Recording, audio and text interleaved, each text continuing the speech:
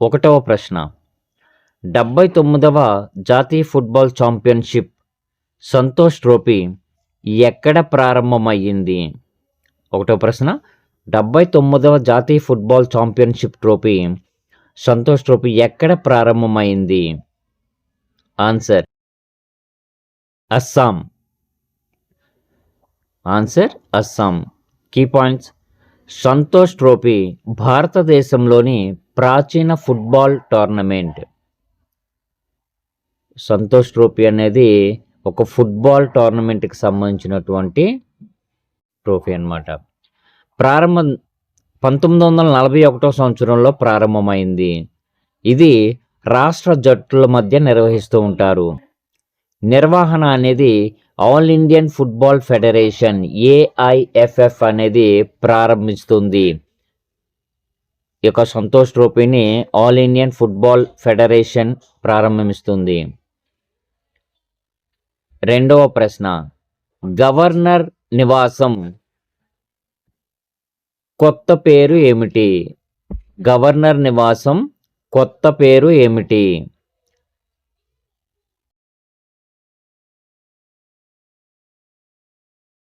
Answer Lok Bhavan. Lok Bhavan. ప్రజలకు చేరువ చేసే ప్రతీకగా పేరు మార్పు. ప్రజలకు చేరువ చేసే ప్రతీకగా పేరు మార్పు. గవర్నర్ రాష్ట్రంలో రాజ్యాంగ అధిపతి. గవర్నర్ ఎవరంటే రాష్ట్రాలకి రాష్ట్రంలోనే రాజ్యాంగ అధిపతి. ఇటువంటి మార్పులు పాలనా సంస్కరణలో భాగంగా ఉంటాయి. లైక్ చేయండి, షేర్ చేయండి, సబ్స్క్రైబ్ చేయండి. ఆ పక్కన ఉన్నటువంటి బెల్ ఐకాన్ మీరు క్లిక్ చేసి నోటిఫికేషన్ ఆన్ చేసుకోండి. మూడవ ప్రశ్న న్యూజిలాండ్లో భారత తదుపరి హై కమిషనర్గా ఎవరు నియమితులయ్యారు? న్యూజిలాండ్లో భారత తదుపరి హై కమిషనర్గా ఎవరు నియమితులయ్యారు? ఆన్సర్ మువాన్పోయ్. మువాన్పోయ్ సయావి. మువాన్పోయ్ సయావి. హైకోర్టు కమిషనర్ కామన్వెల్త్ దేశాల మధ్య రాయబారి. హై కమిషనర్ కామన్వెల్త్ దేశాల మధ్య రాయబారి. ఇండియా న్యూజిలాండ్ ఈ రెండు దేశాల మధ్య ఎడ్యుకేషన్, ట్రేడ్, డయాస్పోరా మధ్య సంబంధాలు అనేవి ఉన్నాయి. వీటి యొక్క సంబంధాలు విదేశాంగ మంత్రిత్వ శాఖ అనేది నియమించడం జరుగుతుంది. ఈ యొక్క కమిషనర్ ఎవరు నియమిస్తారు? విదేశాంగ మంత్రిత్వ శాఖ అనేది నియమిస్తుంది.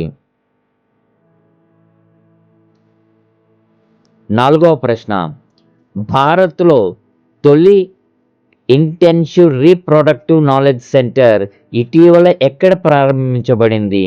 భారత్లో తొలి ఇంటెన్సివ్ రీప్రొడక్టివ్ నాలెడ్జ్ సెంటర్ ఇటీవల ఎక్కడ ప్రారంభించబడింది? Mumbai. Answer Mumbai. Reproductive health ఎవరికి అంటే మహిళల ఆరోగ్యానికి కీలకంగా చూపిస్తారు. IVF ఫెర్టిలిటీ అవేర్నెస్కు ఉపయోగకరము. SDG 3 good health well being. SDG అంటే good health well being. Answer Mumbai. I'm very requesting you subscribe, like, share. Thank you.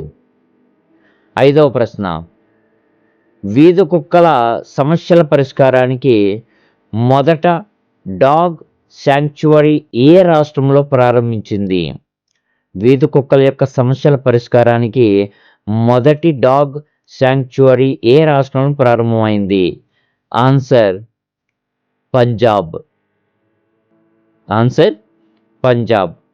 Animal welfare రాష్ట్ర ప్రభుత్వ బాధ్యత. యానిమల్ వెల్ఫేర్ అనేది రాష్ట్ర ప్రభుత్వాల యొక్క బాధ్యత.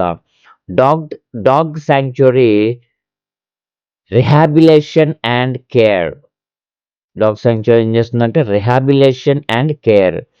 అర్బన్ యానిమల్ మేనేజ్మెంట్లో కీలక చర్యగా ఉంటుంది. అర్బన్ యానిమల్ మేనేజ్మెంట్లో కీలక చర్యగా ఉంటుంది. ఆన్సర్ పంజాబ్.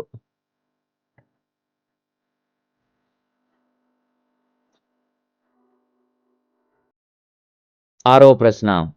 జనవరి 2026లో భారత్ యూరోపియన్ యూనియన్ శిఖర సమావేశం ఎక్కడ జరుగుతుంది? జనవరి 2026లో భారత్ యూరోపియన్ యూనియన్ శిఖర సమావేశం ఎక్కడ జరుగుతుంది? ఆన్సర్ న్యూఢిల్లీ.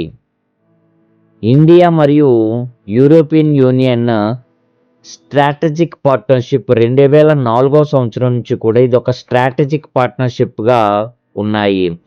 ఏ రంగాల్లో అంటే trade, climate, technology. Trade, climate, టెక్నాలజీలో. యూరోపియన్ యూనియన్ 27 దేశాల సమాఖ్య భాగము. 27 దేశాల సమాఖ్య.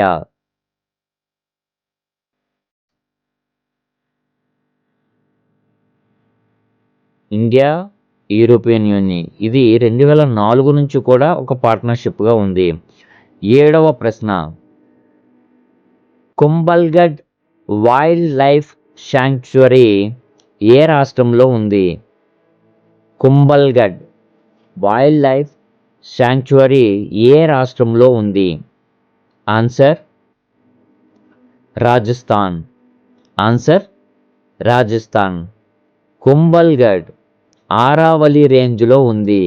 కుంభల్గఢ్ ఆరావళి రేంజ్లో ఉంది. ఏకో సెన్సిటివ్ జోన్ అంటే పర్యావరణ రక్షణ. ఈ యొక్క ఏకో సెన్సిటివ్ జోన్ పర్యావరణ రక్షణలో ఉంది. యునెస్కో కుంభల్గఢ్ కోట వరల్డ్ హెరిటేజ్లో తీసుకుంది. ఈ యొక్క కుంభల్గఢ్ అనేది ఆరావళి రేంజ్లో ఉంది. ఏకో సెన్సిటివ్ జోన్ పర్యావరణ రక్షణ. యునెస్కో అనేది కోట హెరిటేజ్ వరల్డ్ హెరిటేజ్లో ఉంది. 8వ ప్రశ్న.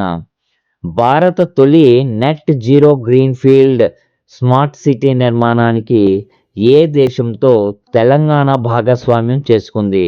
Bharat net zero greenfield smart city నిర్మాణానికి ఏ దేశంతో కుదుర్చుకుంది?